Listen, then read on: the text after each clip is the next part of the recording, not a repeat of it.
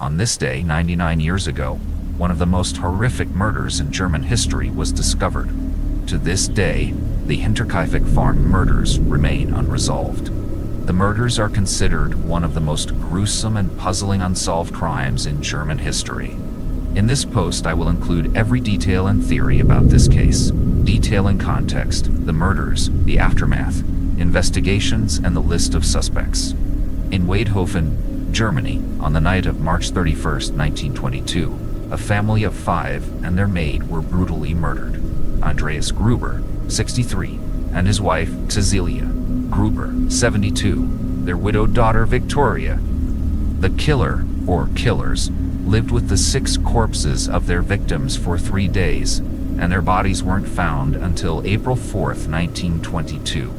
Victoria had a husband, Carl Gabriel, who was killed in combat in France in 1914 during YY. Before the murders, strange things began to occur in and around Hinterkaifeck sometime shortly before the attack. 6 months before the crime, the family maid Crescens Rieger quit. Many sources claim she quit because she believed the house to be haunted, hearing strange noises in the attic and mumbled voices. Andreas Gruber found a strange newspaper from Munich, 70 km 43 miles away from Weidhofen, on the property early in March 1922. Andreas had not purchased this newspaper, and after asking neighbors about it, thinking the postman may have accidentally dropped it, nobody in the village had ordered or subscribed to said newspaper. Just days before the murders, Andreas also discovered tracks in the fresh snow leading from the forest to the farm's machine room, with the lock on the door broken. He did not find any footprints leading out of the farm. A key to the house had also went missing before the murders happened. Later that night, they heard footsteps in the attic, but Andreas found no one when he searched the property. Despite telling several people about these strange occurrences, he refused to accept any help, and the strange instances went unreported to the police. It should also be noted that Victoria and Carl did not have a strong marriage, with Carl moving back into his parents' farm after just a few weeks. In addition to this, Victoria and her father Andreas were in an incestuous relationship. Their relationship was well known in the village, with witnesses including the former maid and other neighbors, and it was also well documented in court files. In May 28, 1915, the pair were convicted of incest in the period from 1907 to 1910, with Victoria being sentenced to 1 month in prison and Andreas Gruber to 1 year in prison. In December 31, 1919, they were once again convicted of incest in the period from September 13, 1919, to around September 25, 1919, but were eventually acquitted.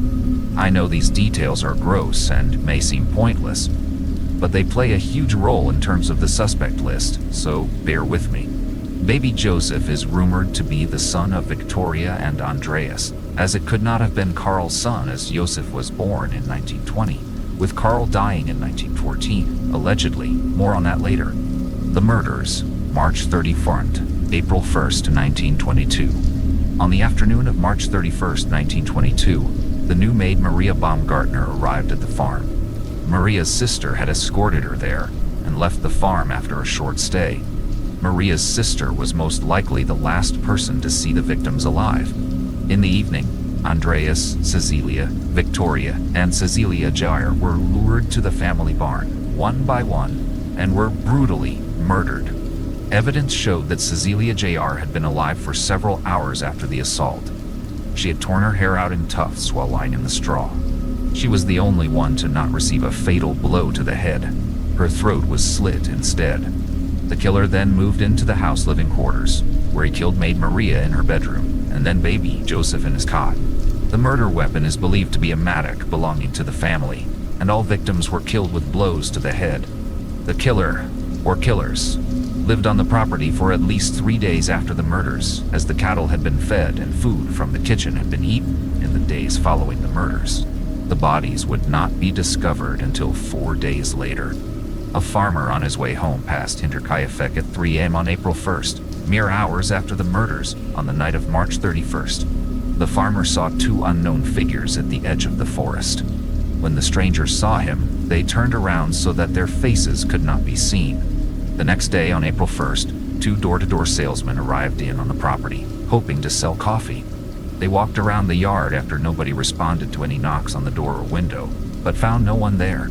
The only thing they noticed was the door of the machine house, which Andreas noticed the lock was broken days before, was open, and with that, the 2 salesmen left the property. Between 3 p.m. and 5 p.m. the same day, 2 hunters stopped by in hopes to purchase some goods from the farm. They left because there was no smoke coming out of the chimney, no chickens in the coop, and no people to be seen. At 11:30 p.m. that same night, Michael Pluckle happened to pass by Hinterkaifeck on his way home. He stopped and noticed a light in the oven and smoke from the chimney, which he later described the smoke as having a disgusting smell. A few moments later, a man come up to Michael with an outstretched arm and a lantern flashlight, mixed sources, in his hand. He held the light in Michael's face, turned around and went back into the courtyard. At this point, Michael ran away fearfully. On April 2nd, the family were noticeably absent from Sunday worship. Victoria was a singer in the church choir, and when 2 friends went to the farm to meet her to go together, they met no one. Furthermore, Cecilia Jair's school noted that she was absent without an excuse on April 3rd and 4th. On April 3rd, the postman also noticed nobody was there, and he usually would have seen Cecilia Esser and baby Joseph in the kitchen. On April 4th, a repairman arrived at Hinterkaifeck to repair the engine of the food chopper. He waited for an hour, seeing nobody around and only hearing the farm animals and the dog inside the barn. The repairman decided to get started on the repair after waiting for the hour. At 3:30 p.m. on the same day, neighbor Lorenz Schlittenbauer decided to send his son Johann 16 and stepson Joseph 9 to Hinterkaifeck to see if they could make contact with the family. They returned stating that they didn't see anyone there, so Lorenz headed to the farm with his friends Michael and Jakob.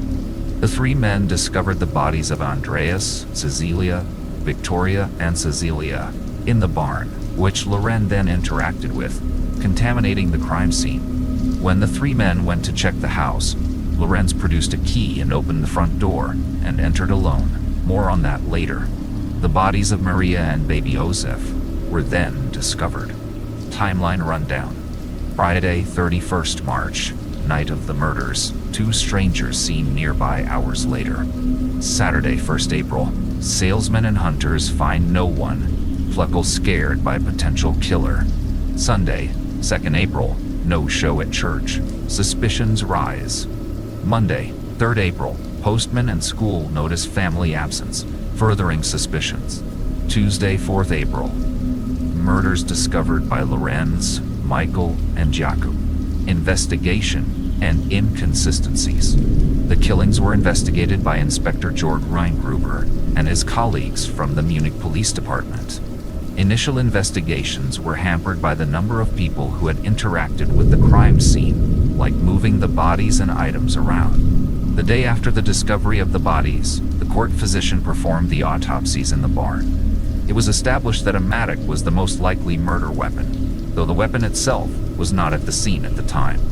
The skulls of the victims were removed and sent to Munich, where they were further examined. However, the skulls were lost during WW2 and never returned. A clear motive to the murders was never established. The police first suspected the motive to be a robbery, and they interrogated traveling craftsmen, several inhabitants from the surrounding villages, and even the homeless. When a large amount of money was found in the house, they abandoned this motive theory. As mentioned before, it was clear that killers had remained at the farm for several days, as someone had fed the cattle, eaten the entire supply of bread from the kitchen, and had recently cut meat from the pantry. In the inspection record of the court commission, it was noted that the victims were probably lured to the barn by restlessness in the stable, resulting in noises from the animals. A later attempt, however, revealed that human screams from the barn could not be heard in the living area. An investigation was not made into the claims from Michael Pluckle, who visited Hinterkaifeck the night after the murders, and reported the person who approached him, the recently used oven, and the lit fire. So there was no determination as to what had been cooked that night in the oven, or burned in the fire, or to who the man. With no clear motive to be gleaned from the crime scene, the police began to formulate a list of suspects. Despite repeated arrests, no murderer has ever been found, and the files were closed in 1955. Despite this, Chief Detective Conrad Miller held the last interrogations in 1986 before he retired. Suspects. As stated before, a list of suspects was made after no clear motive could be established. In the middle of May 1927, a stranger was said to have stopped at male resident's house in Waidhofen at midnight. The stranger asked him questions about the murder, before shouting at him that he was the murderer before running off into the woods. The stranger was never identified. Suspect number 1, Carl Gabriel. That's right, Victoria's deceased husband Carl was a suspect in this case. Despite being killed 8 years prior to the murders in France during Waterwayi, his body was never recovered during that time. This led to speculation that he never died and had returned to Hinterkaifeck and committed the murders. Ludwig Meixel, the Schrobenhausen chief of police, also believed in this theory, thinking it was possible that Carl could have returned to Hinterkaifeck and had revenged Victoria's incestuous affair. At the end of WW war captives from the Schrobenhausen region were released prematurely from Soviet captivity. The war captives claimed that they had been sent home by a German-speaking Soviet officer who claimed to be the murderer of Hinterkaifeck. However, some of these men later revised their statements, diminishing their credibility. Many theorized that this Soviet might be Carl Gabriel, because those that claimed to have seen Carl after his reported death testified that he wanted to go to Russia. Carl Gabriel was also reportedly seen near Hinterkaifeck in 1918, well after his official death, December 12, 1914. A fellow comrade alleges that Carl was on home leave in 1918, visited Hinterkaifeck, but left immediately upon seeing that Victoria was pregnant. A comrade alleges that Carl said he was going to kill them all. Witness testimonies also claim that Carl was treated badly by Andreas and Cecilia Semyer, and that he would complain of the lack of food he would receive from them whilst there. Whilst Carl being the killer is a somewhat entertaining theory, it is by far the most far-fetched in this case, which we can now put to rest. On December 12, 1923, 9 years after his death, Carl was ruled out as a suspect after his death was officially confirmed by the Central Prosecution Office for war losses and war graves. Carl is buried in a comrade's grave in St. Laurent Blangy. Suspect number 2, Lorenz Schlittenbauer Tarnate. Remember the neighbor who sent his sons to Hinterkaifeck on April 4th to check on the family? The same guy who disturbed the bodies in the barn had a house key and entered the house alone? Yep, that guy is a suspect in this case, to the surprise of no one. Lorenz was the prime suspect, and to this day remains a favorite for being the culprit. So where do we start with Lorenz Schlittenbauer? Well, Lorenz came under suspicion from locals early in the investigation because of his several suspicious actions immediately after the discovery of the bodies. As I stated previously, Lorenz had a key to the front door of the house, which he used immediately after discovering the 4 bodies in the barn. Lorenz then entered the house alone, despite his friends Michael and Jakob being with him at the time. When they questioned why he had gone into the house alone when it was unclear if the murderer might still be there, Lorenz responded that he went to look for his son, Joseph. Now that response made no sense to me. His 9-year-old stepson, Joseph, had already returned from Hinterkaifeck to tell Lorenz that he and his older brother found no one there. So why would he say he was looking for his son, Joseph? As it so turns out, Lorenz had started a relationship with Victoria shortly after the death of his first wife in 1918, and is potentially Joseph's father. Victoria gave birth to Joseph on September 7, 1919, and declared Lorenz as the father the next day. Lorenz refused this because he did not believe he was the real father. He believed Andreas was the real father due to Victoria confiding in him of their incestuous relationship. 2 days later, on September 10, 1919, Lorenz reported this to authorities, with Andreas being taken into police custody on September 13, 1919. Victoria was not arrested in this second report. She urged Lorenz to withdraw his complaint statement, which he eventually did on September 25, 1919, and Andreas was released from custody soon after. Lorenz then recognized Joseph as his son, and by 1920, Andreas was acquitted in criminal proceedings before the Newburgh Regional Court. So with all that information now known, this could explain what Lorenz meant when he told Michael and Jakob that he went to look for his son Joseph, as in Joseph Gabriel. For if Lorenz was not the killer, surely he would want to check on who he believed was his son, right? Lorenz himself said this in a police statement.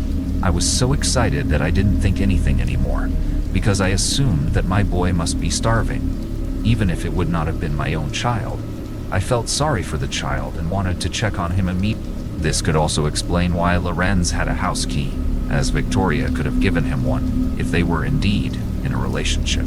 Whether the key that Lorenz had was given to him by Victoria, or if it was the house key that went missing days before the murders, is unknown.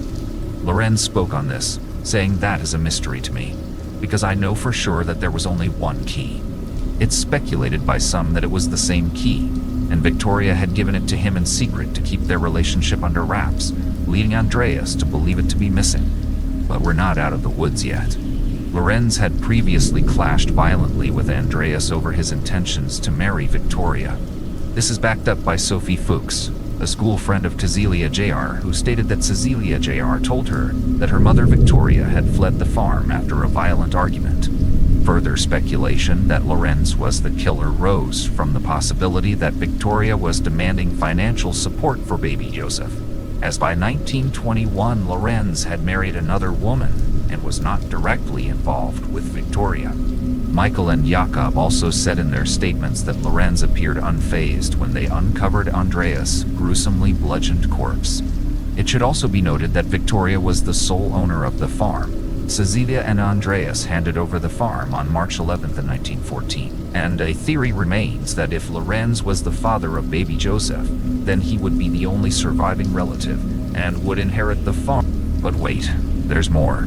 Suspicion remained on Lorenz for many years after the murders, mainly because of his strange comments and continuously skeptical behavior, further indicating he had knowledge of details that only the killer would have known. For example, case files show that a local teacher spotted Lorenz at the site of the now demolished farm in 1925. When the teacher asked why he was there, Lorenz stated that the perpetrator's attempt to bury the family's remains in the barn had been hindered by the frozen ground. This was seen as evidence that Lorenz had intimate knowledge of the conditions of the grounds at the time of the murders. However, Lorenz was a neighbor and was familiar with the local land, so he may have been making an educated guess on the ground's condition. When police asked about his presence at the demolished site, he agreed with the teacher's statement. "Yes, that is correct. That was also the case. I found a place in the barn district, near the place where the bodies were found, where a hole about the depth of a shovel had been dug." Before his death in 1941, Lorenz conducted and won several civil claims for slander against others who described him as the murderer. He filed a lawsuit against his former friend Jakob, who was with him at the discovery of the bodies. "Jakob called me a Kaifecker murderer, and I sued him for insult, whereupon he was fined 40 MK. At that time, he also tried to influence my son Johann Schlittenbauer to test. There are so many theories and potential motives suggesting why Lorenz may be the killer. The incest, the hatred between Andreas and himself, parental concerns, fallout with Victoria, farm inheritance, the weird comments, strange behavior. Take your pick. Personally, I found a picture of him and something about him scares me. It's his eyes, I think. Just chills me and I don't know why." Suspects number 3, Anton Gump and Adolf Gump. In 1951, Crescentia Mayer claimed on her deathbed to Pastor Anton Haber and previously to Pastor August Ritzel that her brothers Adolf and Anton had committed the murders. It is fair to assume that Crescentia was certain of her brother's involvement in the murders, not only telling 2 pastors at different times, but also mentioning her suspicions at their father's funeral in 1938. Public prosecutor Andreas Popp investigated the Gump brothers, who were descendants of the legendary robber Ferdinand Gump. Popp, despite the lack of evidence, had no doubts that Adolf had a relationship with Victoria and is even Joseph's father. He believes that Adolf committed the murders after learning about Victoria's incest with her father in a revenge motive and left no witnesses. Crescentia also claims this, alleging that Adolf had been in an intimate relationship with Victoria and became violently angry when he found out about the incestuous relationship. Adolf was also an artisan by trade, and traveled the country to sell his work, mainly baskets. It's also alleged that Andreas Gruber is once to have said that he would prefer anyone as a father to Joseph than the basket maker, which directly relates to Adolf and his line of work. In the end, Pop would never get to question him, as Adolf had already died in 1944. Pop set out to visit Anton and planned to catch him off guard in his questioning, and proceeds cautiously in doing so. Eventually, Anton realizes what the questioning is all about and starts denying everything. Anton was arrested and remanded in police custody, with his wife also being questioned several times, but to no avail. It is alleged that Anton told a fellow prisoner that his brother had committed the crime. I can only find one source for this, however, and he himself was not there and was only told about it. It should be noted that Adolf was often with the family in the yard. I did have a source that discredits Crescentia's deathbed confession, claiming that all her siblings, all fucking 15 of them, repudiated her claims, and her confession was out of nothing but pure hatred for Adolf and Anton.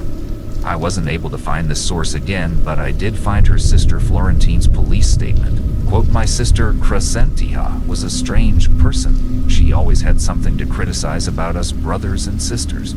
Florentine continues in her statement, "At the funeral, I noticed that my sister Crescentia didn't even buy a flower stick for her father. After the funeral of my father, my sister Crescentia left us, siblings and relatives. But I now remember that my brother Anton had a collision with my sister, Crescentia, where my sister Crescentia had such a hatred of us siblings, and especially against brother Anton. I do not know. Now dear. With this, I feel it's somewhat safe to rule out the Gump brothers as suspects, with very little evidence tying them to the crime, and the only finger pointing at them stemming from an apparently spiteful sister and prosecutor who bought it. Maybe this is a mistake. Maybe it's not. We'll never know." Suspects number 4, Carl Schreier and Andreas Schreier. So for these brothers, yes, another pair, I struggled to find information on them, basing that I couldn't find a surname or police statements, including the woman who accuses them. And for this section, to avoid confusion with the Gruber-Gabriel family, I will refer to the brothers as Case and as. In 1971, a woman named Therese, can't find a surname or the original letter at the moment, reported that when she was 12 years old that her mother had a visit from the mother of the 2 murderers from Hinterkaifeck. During the conversation, the names of the 2 men who are said to have committed the murder were mentioned, the brothers Carl and Andreas Schreier from Saddleburg. Therese allegedly gave the police a rather confused impression, "Ami only sorsa," but she had her mother's notes, which included the sentence, "Jas regretted that he lost his pocket knife." Coincidentally enough, the murder weapons, the mattock and a pocket knife, remained undiscovered in the attic above the residential wing for almost a whole year, only discovered when the farm site was demolished in 1923. There's reason enough to speculate that this knife indeed belonged to Az. However, a vast majority of sources also claim that it belonged to Andreas Gruber himself. Because of this, the origin of the pocket knife has never been clarified. At first, this was all I could find, with little to no sources confirming Teresa's letter or report, until I found an article from the New Free People's newspaper from August 4th, 1922, which states, I don't know what "gend" means in this context. The article also states, the 2 brothers, widely known and feared as violent people, were near Waidhofen, at the time busy pulling wood from the forest, and drove past Hinterkaifeck every day so that they could know the conditions there exactly. Now, at this current moment, I can only find one source on this next piece of information, but if true, then not only is truly gruesome piece of information, but it could also be potentially damning.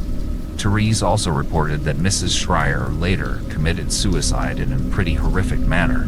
She built a pyre in her kitchen, sat on it, doused everything with kerosene, and set everything on fire. So if we take all of this into consideration and present it as fact, then the story is as follows. Case and Az were 2 violent and feared men. They scoped out the area every day, eventually committing the murders.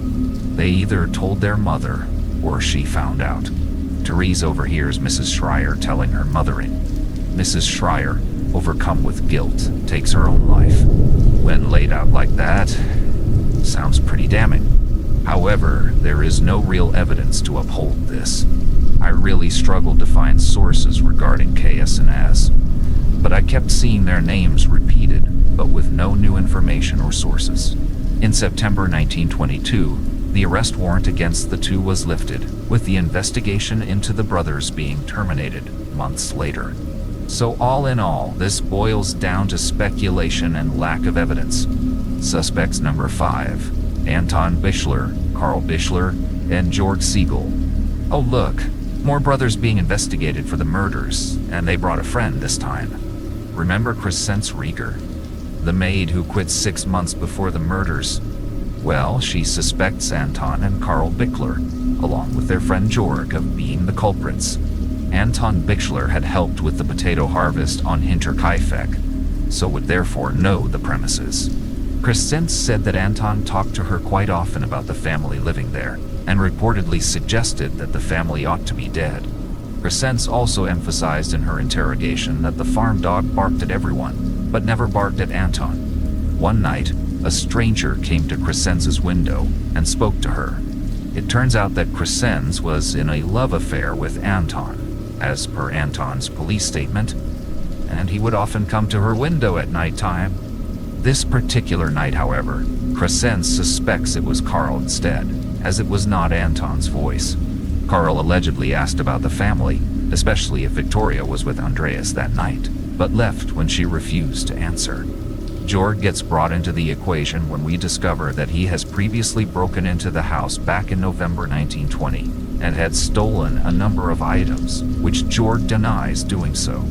Georg did claim, however, that he carved the handle of the murder weapon when he was working at the farm and knew where the mattock tool would have been kept.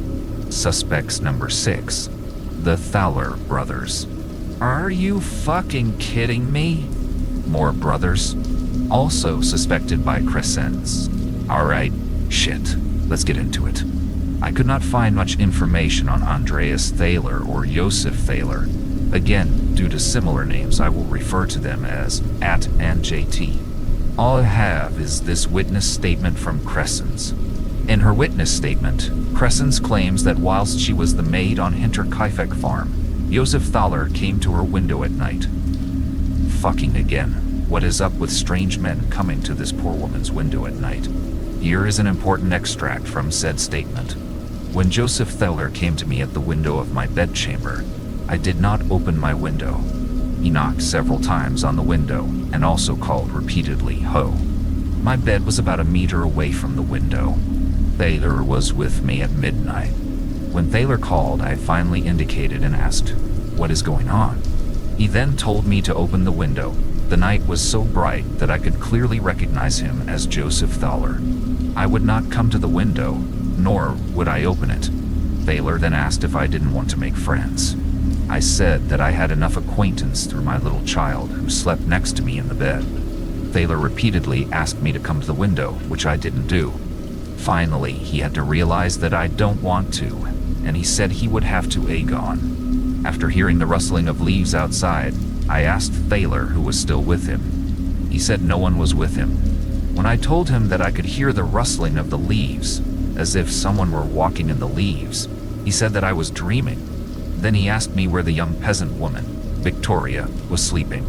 I replied that I didn't know and that he should ask the farmer, Andreas himself. Thaler then said, "Right, she's in the marriage bed, and her father sleeps next to her." I replied that I didn't know what he said, and that I don't want to, and he said he had to go. This is such an important witness testimony to me. Remember that the door to the machine was broken. Also remember that tiles from the stable roof were missing. The Thaler brothers stopped and looked at both of these things roughly 6 months before the murders. Seeing as Crescence was still employed there, she left very soon after this due to the lack of care from Andreas and Cecilia, a recurring paranormal incident she was experiencing in her room, and the footsteps she was hearing in the When I read this witness statement, I'm not gonna lie, I teared up a bit. Something about this got to me. When I read that they stopped and looked at the machine room and the stable, that's when I cracked a bit. Maybe it's a gut feeling. Or maybe it's the fact that I've been researching this for 4 days straight. I don't know. The entire situation is fucked up, but this particular incident just upsets me slightly, and I can't quite figure out why. So, I'm gonna take a break from the Hinterkaifeck murders for a bit.